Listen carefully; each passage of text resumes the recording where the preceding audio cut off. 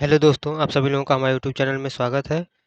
जैसा कि हम एनटीपीसी के प्रीवियस ईयर प्रश्नों कर रहे हैं और आपका जो है एनटीपीसी का डेट आ गया है जो कि 5 जून से पेपर स्टार्ट हो गया है। तो आप लोग जो है तैयारी में कोई भी कमी मत करिए, तैयारी को जो है अपने स्पीड बढ़ा दीजिए। तो पिछली क्लास में हमने प्रश्न नंबर 50 तक यानी कि प्रश्न नंबर 50 तक हमने कर लिया है। अब आगे उसके आगे का हम प्रश्न करेंगे। तो आज का जो है प्रश्न नंबर 51।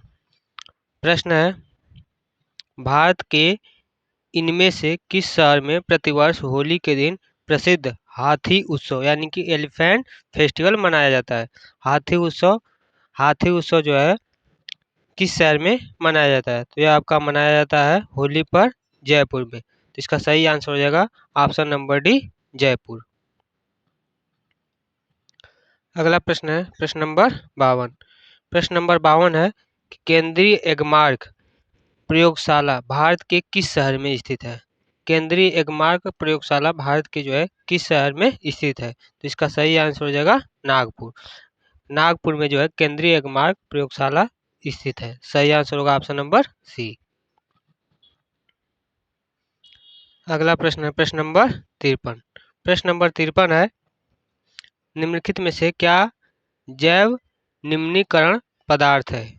यानी कि जो 4 ऑप्शन दिए गए हैं इनमें से जो है क्या जैव निम्नीकरण पदार्थ है? तो इसका सही आंसर हो जाएगा पौधे। पौधे जो है आपका जैव निम्नीकरण पदार्थ है यानी प्लांट। तो सही आंसर हो जाएगा ऑप्शन नंबर डी, पौधे। अगला प्रश्न है प्रश्न नंबर 54।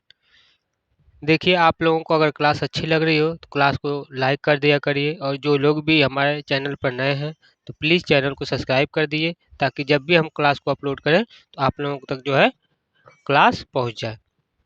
अगला प्रश्न है प्रश्न नंबर 54 कि दी गई वायुमंडलीय परतों में से किसका घनत्व सबसे कम होता है? तो 4 ऑप्शन दिए गए हैं जिनमें से वायुमंडलीय परत में जो है किसका घनत्व सबसे कम है पूछा गया है। तो इसमें आपके ऑप्शन है आयन मंडल, बहिर्मंडल, और 2 ऑप्शन देखते हैं, समताप मंडल और मध्यम मंडल। तो इसका सही आंसर क्या हो जाएगा? बहिर्मंडल। पृथ्वी के जो है वायुमंडलीय को परत में सबसे कम घनत्व किसका होता है? तो यह आपका होता है बहिर्मंडल में। और सबसे अधिक घनत्व किसमें होता है? तो यह आपका होता है क्षोभ मंडल। कभी कभी प्रश्न पूछ देता है कि पृथ्वी के वायुमंडल की जो है परतों में सबसे अधिक घनत्व किस परत में होगा? तो इसका आंसर हो जाएगा क्षोभ मंडल।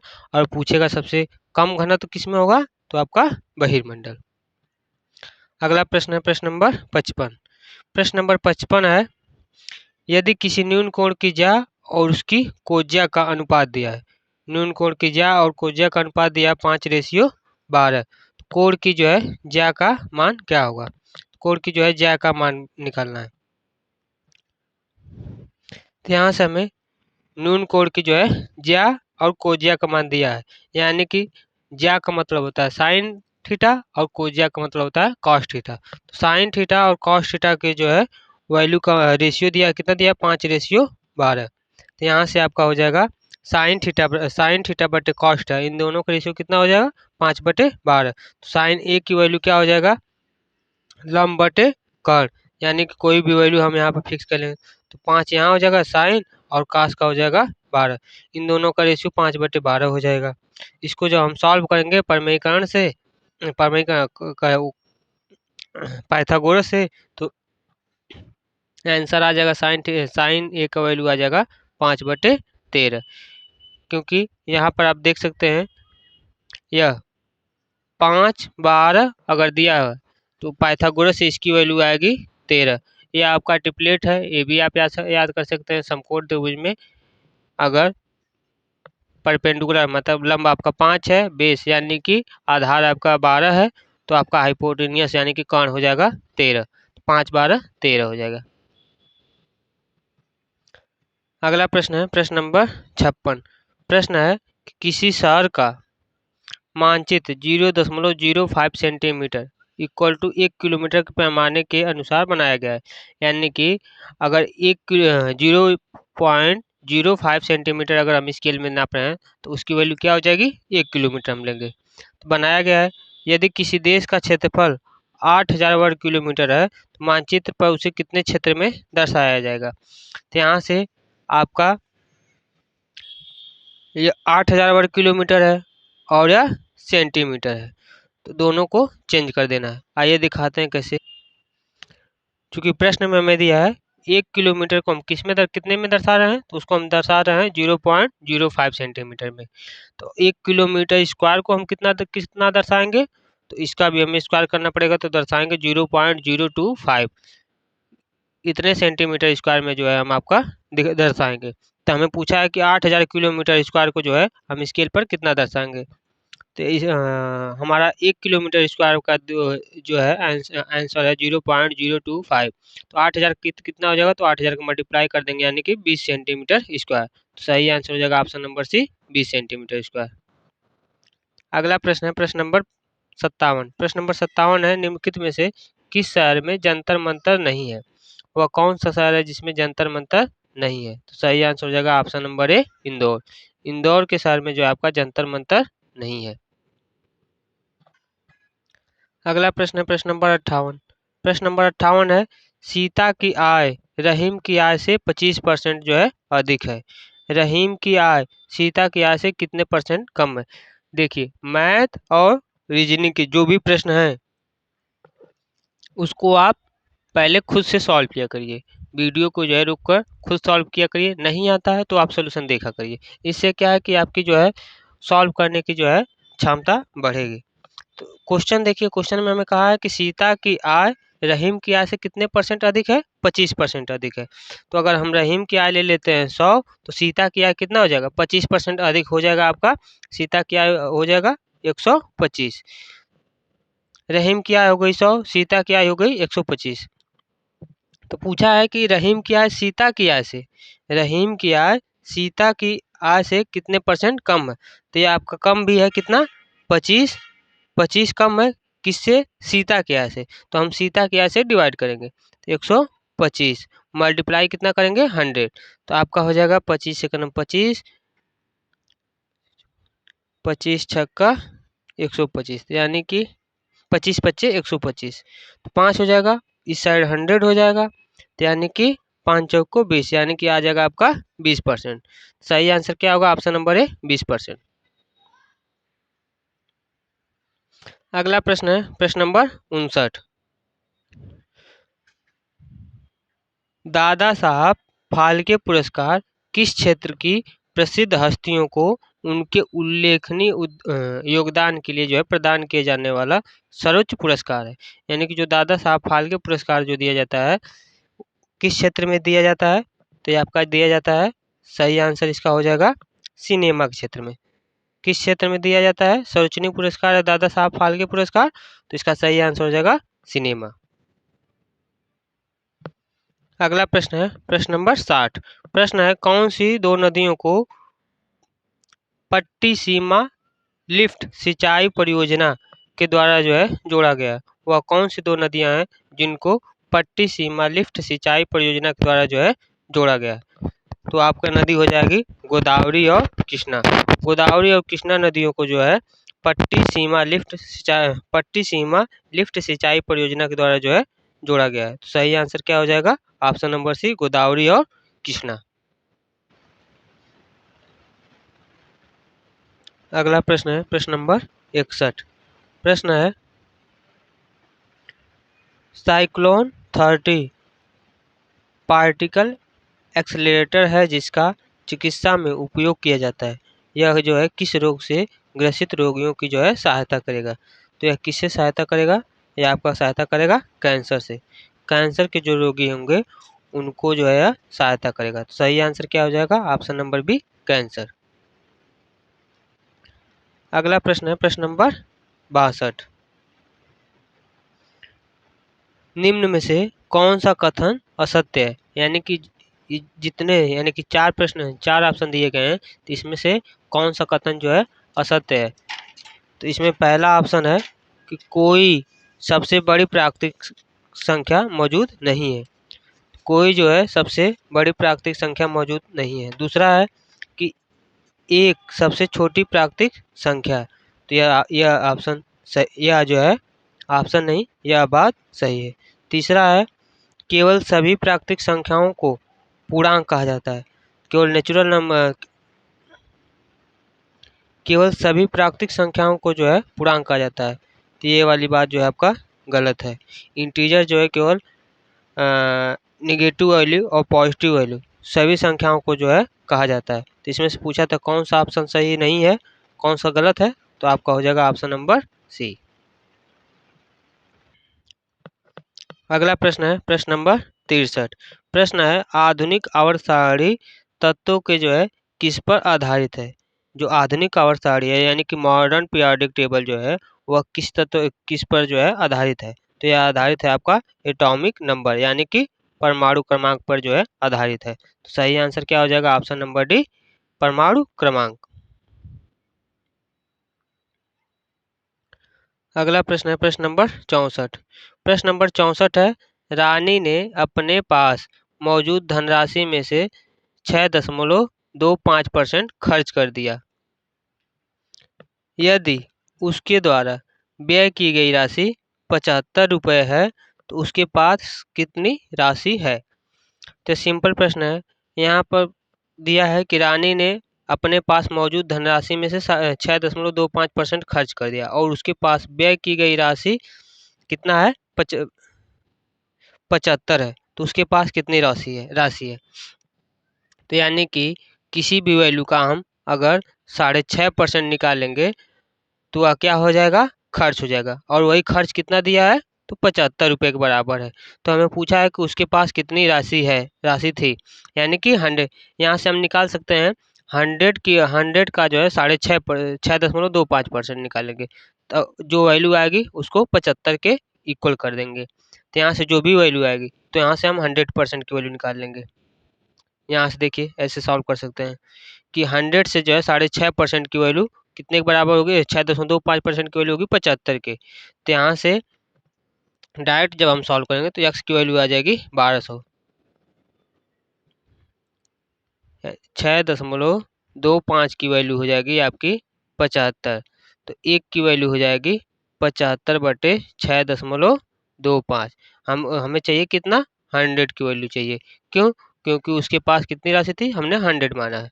तो मल्टीप्लाई 100 कर देंगे तो यहाँ से आंसर आ जाएगा 1200। तो सही आंसर इसका क्या हो जाएगा, सही आंसर हो जाएगा ऑप्शन नंबर ए, 1200। अगला प्रश्न है प्रश्न नंबर 65। प्रश्न है, किसी संख्या का 1/6वां भाग उसके 1/9वें भाग से 100 अधिक है तो संख्या ज्ञात कीजिए। बहुत ही आसान सवाल है। कोई भी संख्या है उसका 1/6वां भाग, तो एक्स हम संख्या लें तो एक्स का 1/6वां भाग आ जाएगा इतना। उसके 1/9वें भाग से 100 अधिक है तो उसके 1/9वें भाग, तो एक्स का 1/9वें भाग, 1/9वें भाग से जो है कितना अधिक है, 100 अधिक है। तो इसमें कर देंगे कितना, तो इस साइड भी हम क्या कर देंगे, 100 अधिक है तो इस साइड भी हम जब ऐड कर देंगे 100 तो दोनों वैल्यू बराबर होगी। तो इसको सॉल्व करने पर जो है आंसर आ जाएगा।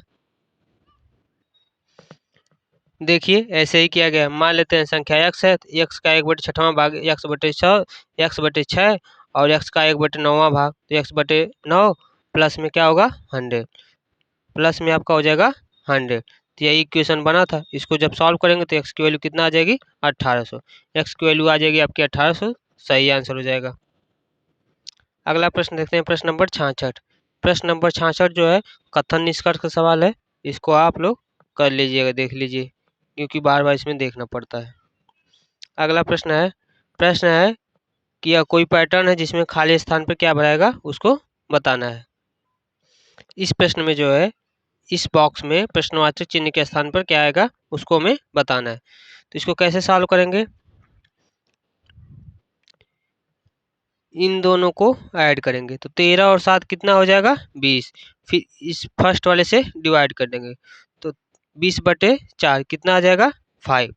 सेम उसी प्रकार से 13 और 7 को ऐड करेंगे कितना आएगा 20। 20 में 5 से डिवाइड करेंगे तो कितना आ जाएगा 4। सेम उसी प्रकार से अगला वाला हम देख लेते हैं।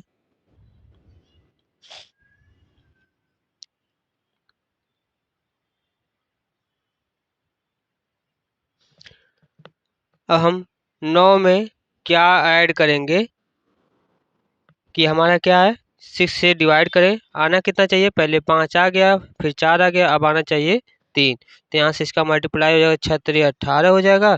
तो 18 की वैल्यू किसके बराबर होगी, 9 प्लस एक्स के। तो यहाँ से एक्स की वैल्यू आ जाएगी आपका 9, यानी कि 9। सही आंसर क्या हो जाएगा, ऑप्शन नंबर डी। अगला प्रश्न है प्रश्न नंबर 68। प्रश्न नंबर 68 है, इंदिरा गांधी विकास अनुसंधान संस्थान कहाँ पर स्थित है। तो इंदिरा गांधी विकास अनुसंधान संस्थान कहाँ पर स्थित है, तो ये आपका स्थित है मुंबई में। सही आंसर क्या हो जाएगा, ऑप्शन नंबर बी, मुंबई। अगला प्रश्न है प्रश्न नंबर 69। प्रश्न है, आदि ग्रंथ किस समुदाय का धार्मिक ग्रंथ है। आदि ग्रंथ जो है आपका किस समुदाय का जो है धार्मिक ग्रंथ है, तो यह है सिखों का, सिख का। सही आंसर हो जाएगा ऑप्शन नंबर सी, सिख।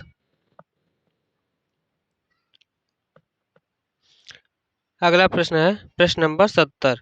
प्रश्न है, निम्नलिखित में से किसे प्राकृतिक संसाधन की जो है उपयुक्त परिभाषा माना जा सकता है। प्राकृतिक संसाधन का उपयुक्त परिभाषा जो है किसे माना जा सकता है। तो ऑप्शन ए है कि प्राकृतिक संसाधन केवल वनों में उपलब्ध होता है। और भी ऑप्शन है, ऑप्शन बी है कि प्राकृतिक संसाधन मानव निर्मित वस्तु है। ऑप्शन सी है कि प्राकृतिक संसाधन प्रकृति का ऐसा उपहार है जो कि मानव जाति के लिए उपयोगी है। कौन सा आंसर सही हो जाएगा, ऑप्शन नंबर सी इसका सही आंसर हो जाएगा कि प्राकृतिक संसाधन प्रकृति का ऐसा उपहार है जो कि मानव जाति के लिए उपयोगी है। अगला प्रश्न है प्रश्न नंबर 7। प्रश्न नंबर 7, प्रश्न नंबर 71। प्रश्न नंबर 71 है, पी की वैल्यू दिया है 3 पर P square minus 7p plus 12, यानी कि P square minus 7p plus 12 का जो है मान ज्ञात कीजिए। पी की वैल्यू हम क्या ले सकते हैं, 3 ले सकते हैं। तो पी की वैल्यू इस इक्वेशन में रख दें तो क्या हो जाएगा, 3 तिरिक के 9 माइनस 7 तिरिक के 21 प्लस 12, क्या आ जाएगा, आपका आ जाएगा 0। सही आंसर क्या होगा, ऑप्शन नंबर सी हो जाएगा 0। अगला प्रश्न है प्रश्न नंबर 72। प्रश्न नंबर 72 है, निम्नलिखित में से किस इमारत का निर्माण प्रथम विश्व युद्ध में बलिदान देने वाले अविभाजित भारत के सैनिकों के युद्ध स्मारक के रूप में किया गया। इसमें से जो है किस इमारत का निर्माण जो है प्रथम विश्व युद्ध में बलिदान देने वाले अविभाजित भारत के सैनिकों के युद्ध स्मारक के रूप में किया गया। कौन सा हो जाएगा, तो आपका हो जाएगा इंदिरा गेट। इंडिया गेट जो है आपका युद्ध स्मारक होगा। अगला प्रश्न है प्रश्न नंबर 73। प्रश्न है, निम्नलिखित में से कौन सी एक माइक्रो ब्लॉगिंग साइट नहीं है। यहाँ पूछा है कि नहीं है, माइक्रो ब्लॉगिंग साइट जो है इनमें से कौन सा नहीं है, तो आपका होगा माउस।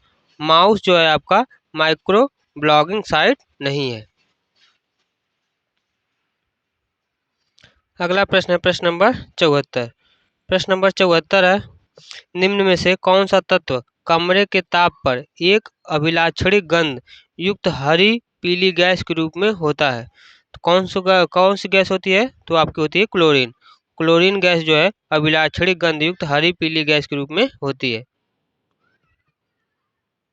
अगला प्रश्न है प्रश्न नंबर 75। प्रश्न नंबर 75 है कि 4 शब्द दिए गए हैं जिनमें से 3 किसी प्रकार से एक समान है, चौथा जो है अलग है, यानी कि असंगत है, तो उसको पहचानना है। तो इसमें पहले वाला देख लेते हैं। इसमें एच के बाद आया है आई, कितने जोड़ने पर, एक।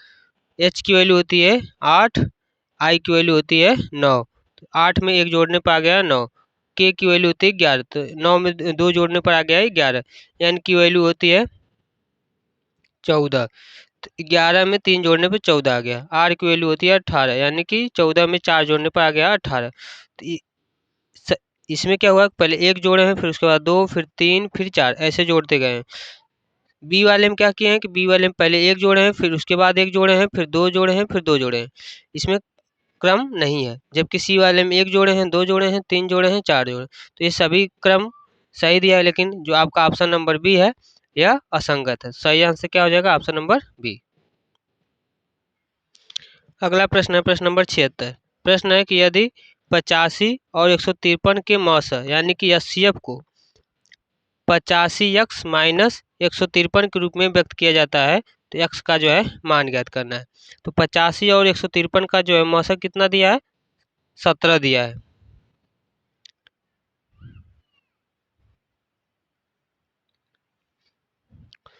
पचासी और 153 का मौसा कितना आएगा? तो 17 आएगा। और इसका मौसा दिया कितना है? 85x minus 153। तो इस इक्वेशन को जो हम सॉल्व करेंगे तो यहाँ से x की वैल्यू हमारी आ जाएगी 2। x की वैल्यू हमारी कितनी आ जाएगी? 2। प्रश्न में x की वैल्यू पूछा गया था, कौन सा सही आंसर हो जाएगा? Option number D. अगला प्रश्न है प्रश्न नंबर 77। प्रश्न है यदि a की वैल्यू 26 है, t की वैल्यू 7 है, तो इसका जो है मान पूछा है। तो a का विपरीत 26 है, तो a का विपरीत क्या हो जाएगा? z। तो z की वैल्यू 26 होगा। t की वैल्यू 7 दिया है, यानी कि t का विपरीत लिखा गया। तो उसी प्रकार इसके विपरीत को क्या लिखेंगे? तो a की वैल्यू 26, a की वैल्यू होगी 1, तो इसका विपरीत क्या होगा? 26। तो पहले क्या लिखेंगे? 26। u का विपरीत क्या हो जाएगा?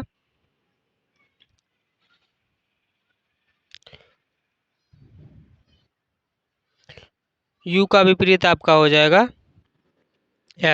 f को क्या लिखेंगे? 6। तो आपका होगा 26 और 6 सभी में दिया है। उसके बाद t की वैल्यू होती है, t का विपरीत हो जाएगा g की वैल्यू होती है 7, तो आपका 7 तक हो गया। उसके बाद क्या है?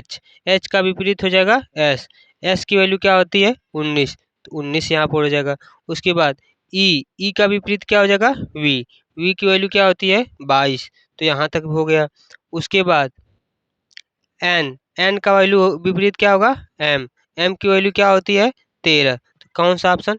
ऑप्शन बी तो पहले कट गया क्योंकि इसमें 14 दिया है।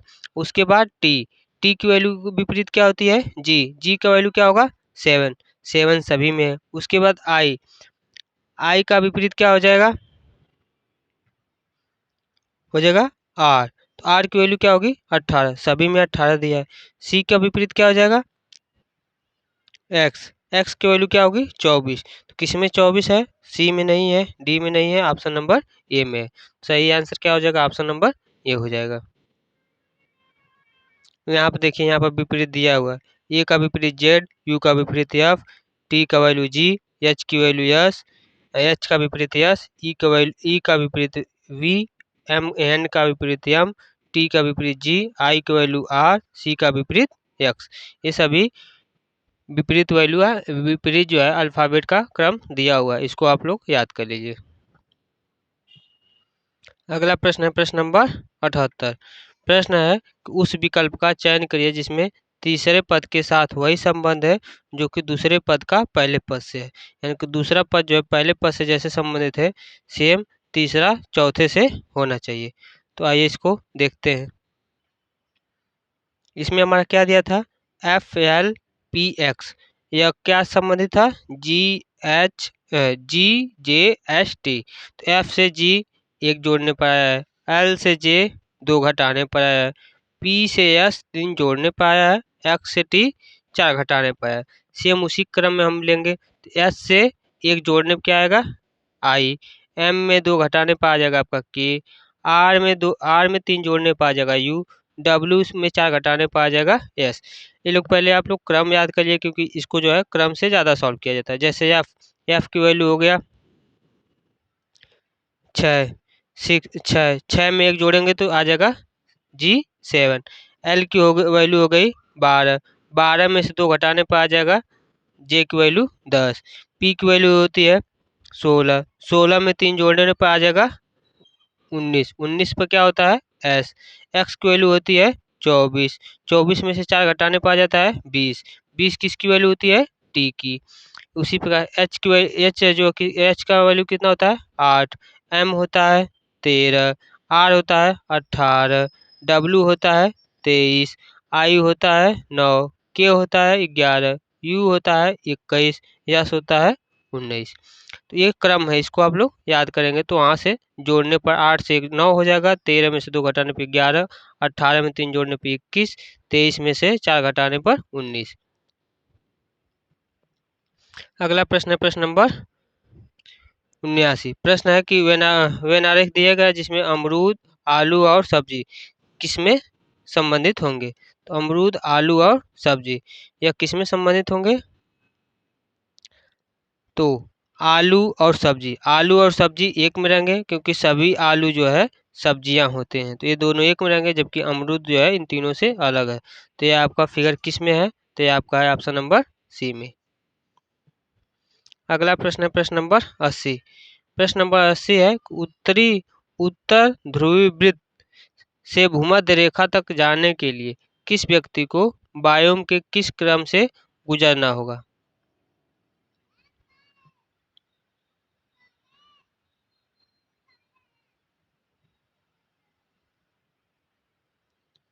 तो इसका सही आंसर हो जाएगा आपका, किस क्रम से गुजरना होगा।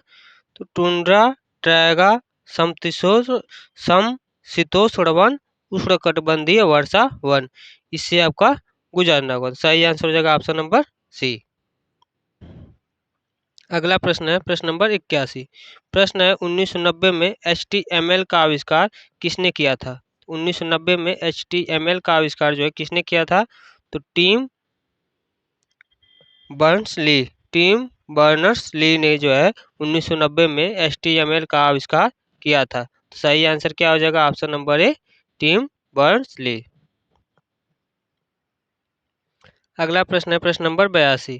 प्रश्न नंबर 82 है कि 2020 में निम्न से किस खिलाड़ी को पद्म विभूषण पुरस्कार से सम्मानित किया गया है।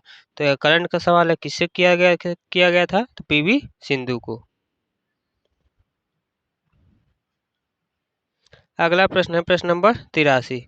प्रश्न है निम्नलिखित में से कौन सी भाषा संयुक्त राष्ट्र की 6 आधिकारिक भाषाओं में से एक है। तो संयुक्त राष्ट्र की जो है 6 आधिकारिक भाषाओं में से एक कौन सी भाषा है। तो यह आपका है चीनी भाषा। तो सही आंसर क्या हो जाएगा ऑप्शन नंबर सी, चीनी भाषा। अगला प्रश्न है प्रश्न नंबर 84। प्रश्न है 0.23 बार प्लस 0.22 बार का मान ज्ञात कीजिए। तो 0.23 बार को हम लिख सकते हैं 0.23, दोनों के ऊपर बार है तो बार हटाने के लिए क्या करेंगे 99 लिखेंगे, प्लस 0.22 बार है तो इसको लिखेंगे बटे 99। इसको जब सॉल्व करेंगे तो क्या आ जाएगा आपका, आ जाएगा 0.45 बटे 99।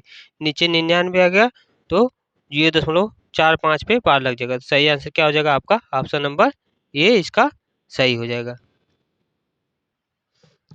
कितना आंसर आया था 0.45 बार। अगला प्रश्न है प्रश्न नंबर 85।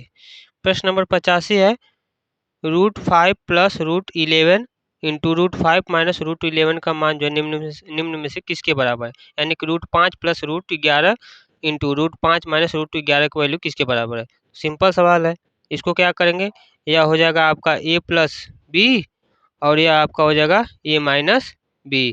तो a plus B into A minus B का फार्मूला क्या होता है। तो यह होता है A square minus B square. तो यहाँ से √5 का स्क्वायर आपका आ जाएगा 5 और √11 को वैल्यू आ जाएगी रूट माइनस 11। तो 11 में से 5 घटाने पर आपका वैल्यू मान क्या आएगा, तो आएगा -6। सही आंसर क्या हो जाएगा -6, ऑप्शन नंबर ए। अगला प्रश्न है प्रश्न नंबर 86। प्रश्न नंबर 86 कथन इसके पाई चार्ट का सवाल है। पाई चार्ट वाला आप लोग चार्ट वाला है, इसको कर लीजिए क्योंकि इसके प्रश्न जो है पूरे ऐसे दिखा है, कर लीजिएगा। और आगे देखते हैं। अगला प्रश्न है प्रश्न नंबर 90। प्रश्न है कि किसी विशेष कूट भाषा में HUNGER को UHATRE लिखा जाता है, तो उसी कूट भाषा में WIMMING को कैसे लिखा जाएगा। तो इसको आइए क्या लिखा गया है, हंगर को जो है UHATRE लिखा गया, यानी कि H में 13 जोड़ने पर आपका U आया है, U में 13 जोड़ने पर H आया है, n में 13 जोड़ने पर a आया है, तो सेम वही काम इसमें करना है। तो s की वैल्यू होती है 19, 19 में 13 जोड़ने पर आपका क्या आएगा, तो आपको 13 जोड़ने पर कितना आ जाएगा, 9 3 12 2 2 32 आएगा, जबकि हमारे पास होते कितने हैं 26। तो यहाँ से 32 में से अगर हम 26 निकाल देंगे तो 26 के बाद और 6 जोड़ने पर आपका आ जाएगा 32, तो यानी कि 6 आ रहा है। तो 6 पे क्या होता है, तो 6 पे होता है एफ। तो एफ जो है ऑप्शन नंबर ए से स्टार्ट नहीं है, सी से स्टार्ट नहीं है, इन दोनों में है। अब अगला हम चेक करेंगे, ये दो ऑप्शन चले गए हैं। अगला ऑप्शन क्या है, डब्लू। डब्लू की वैल्यू होती है 23, 23 में 13 जोड़ेंगे कितना आएगा, 3 3 6 2 1 3 36। तो 36 में जोड़ने के लिए हमें क्या चाहिए, 26 में 10 जोड़ेंगे तो 36 आएगा। तो 10 पे क्या आ जाएगा आपका जे। तो जे किस में है, ऑप्शन नंबर डी में नहीं है, ऑप्शन नंबर बी में है। तो सही आंसर हो जाएगा ऑप्शन नंबर बी। अगला प्रश्न है प्रश्न नंबर 91। प्रश्न है कि जैसे तीसरा पद से संबंधित, जैसे जो है विकल्प में दिखाया गया कि तीसरे पद के साथ वही संबंध है जो कि दूसरे पद का संबंध पहले से है। तो आवाज रेडियो, रेडियो से क्या आती है, आवाज आती है। तो टेलीविजन का संबंध किससे होगा, तो टेलीविजन से जो है हम चित्र देखते हैं। तो सही आंसर क्या हो जाएगा, ऑप्शन नंबर ए।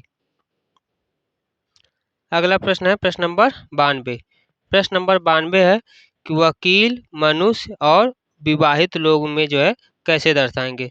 तो वकील मनुष्य और विवाहित लोगों को कैसे दर्शाएंगे, तो इसका सही आंसर हो जाएगा, कुछ वकील विवाहित होते हैं और वकील, सभी वकील मनुष्य होते हैं और सभी विवाहित भी मनुष्य होते हैं। तो वकील मनुष्य और विवाहित को कैसे दर्शाएंगे, इस प्रकार से दर्शाएंगे। यह वाला फिगर कौन से ऑप्शन में है, तो यह आपका किस ऑप्शन में है, तो ऑप्शन नंबर बी में है। तो सही आंसर क्या होगा, ऑप्शन नंबर बी। अगला प्रश्न है प्रश्न नंबर 93। प्रश्न नंबर 93 है कि प्रश्नवाचक चिन्ह के स्थान पर क्या आएगा। इस प्रश्नवाचक चिन्ह के स्थान पर क्या आएगा उसको बताना है। तो देखिए कैसे किया गया है,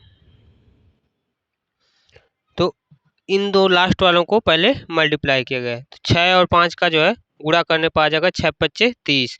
30 को क्या करेंगे, 3 और 0 यानी कि 3 और 0 को जोड़कर स्क्वायर करेंगे तो कितना आ जाएगा 9। उसी प्रकार 7 और 8, 7 और 8 को मल्टीप्लाई करेंगे तो आ जाएगा 56। 56 को करेंगे 5 और 6, 5 और 6 क्या आ जाएगा 11। तो 11 का स्क्वायर क्या होगा 121।